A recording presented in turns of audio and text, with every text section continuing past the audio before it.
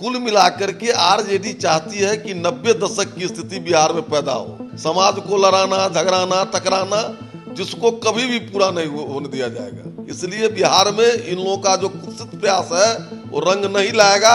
उनको अब कोई विकल्प नहीं नजर आ रहा है, इसलिए ये लोग जात को जात में लड़ाने की बात दिमाग में सोच रहे हैं, लेकिन कभी सफल नहीं होंगे। आरजेडी सांसद मनोज झा के ठाकुर वाले कविता के बाद पूरे बिहार भर में सियासी घमासान मचा हुआ है।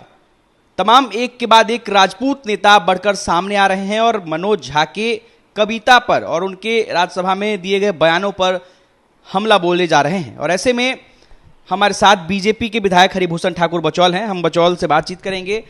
बचौल जी, जिस तरीके से राज्यसभा सांसद का बयान आता है, आरजेडी में ही पहले घमासान मचती है, आनंद मोहन उनके खिलाफ आते हैं और जीभ निकालकर फेंकने तक की बात कहते हैं। एक तरफ मनोज झा कहते हैं कि अपने अंदर के ठाकुर को मारो, और आनंद मोहन का बयान आता है कि अपने अंदर के ब्राह्मण को मारो। कैसे देखते हैं इसको आप? देखिए, दोनों मूल रूप से आरजेडी में हैं।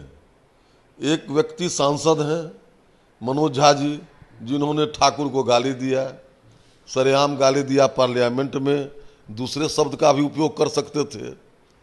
और उनके पुत्र आनंद मोहन जी के पुत्र इस पर रिएक्ट किए। फिर आनंद मोहन जी ने ब्राह्मणों के बारे में बोला। कुल मिलाकर के आरजेडी चाहती है कि 90 दशक की स्थिति बिहार में पैदा हो, जो जात से जात टकराए और हमको उसका राजनीतिक लाभ मिले। लेकिन निश्चित रूप से भारतीय जनता पार्टी जो समाज और राष्ट्र की बात करती है, इन मुद्दों को जमीन तक ले जाएगी, गांव-गांव ले जाएगी और दिखाएगी, लोगों को बताएगी कि देखिए कि आरजेडी किस तरह से समाज में वैमनस्यता पैदा करना चाह रही है।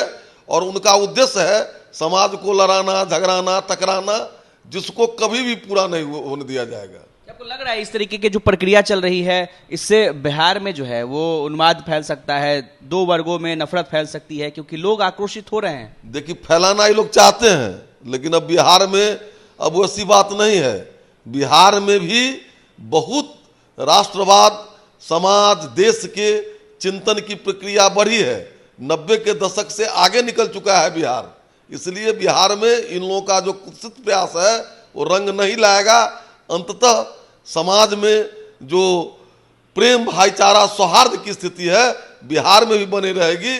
और चुनाव में लाभ लेने की जो प्रक्रिया है इन लोगों की, वो कहीं भी इन लोगों को लाभ नहीं मिलेगा। आपस में एक दूसरे को क्यों टारगेट करें? क्या लगता है क्या हुआ होगा? चूंकि ये लोग देख रहे हैं कि राष्ट्रवाद के नाम पर भारत एकजुट हो रहा है, एकजुट हुआ है, जिसके कारण माननीय प्रधानमंत्री जी नरेंद्र मोदी जी हुए हैं। जो भी वंशवादी राजनीति करने वाले हैं, भ्रष्टाचारी लोग हैं, उनको अब कोई विकल्प नहीं नजर आ रहा है। इसलिए ये लोग जात को जात में लड़ाने की बात दिमाग में सोच रहे हैं, लेकिन कभी सफल नहीं होंगे। आनंद मोहन का झुकाव महागठबंधन की तरफ ही है और राजद ने राज्यसभा सांसद का पक्ष लिया है, बावजूद आनंद मोहन के खिलाफ है। क्या लगता है क्या होगा? अब देखिए ना, मनोज जी ठाकुरों को गाली दे रहे हैं। आनंद मोहन जी कहे कि झा को मारिए, वो कहे जो ठाकुर को मारिए। जो किसी तरह समाज में मूल्य उद्देश्य है इन लोगों का, मूल उद्देश्य कि समाज में टकराव बढ़े, समाज में वैमनस्यता बढ़े, एक भाई दूसरे भाई के प्रति नफरत पाले, जिससे उनको लाभ हो, जातिवादी ताकतों को लाभ हो, वंशवादी ताकतों को लाभ हो।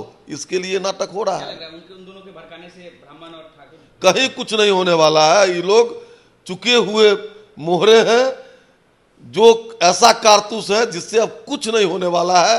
न आरजेडी से होगा, न इनके नेताओं से कुछ होने वाला है। जानबूझ करके लड़ा रहे हैं। निश्चित रूप से जानबूझ करके सोची समझी ये राजनीति है। तो देखिए, जिस तरीके से राज्यसभा सांसद मनोज झा के बयान के बाद आनंद मोहन ने रिएक्ट किया, हरिभूषण ठाकुर बचौल का कहना है कि ये सोची समझी साजिश के तहत दो वर्गों को लड़ाने की साजिश रची जा रही है।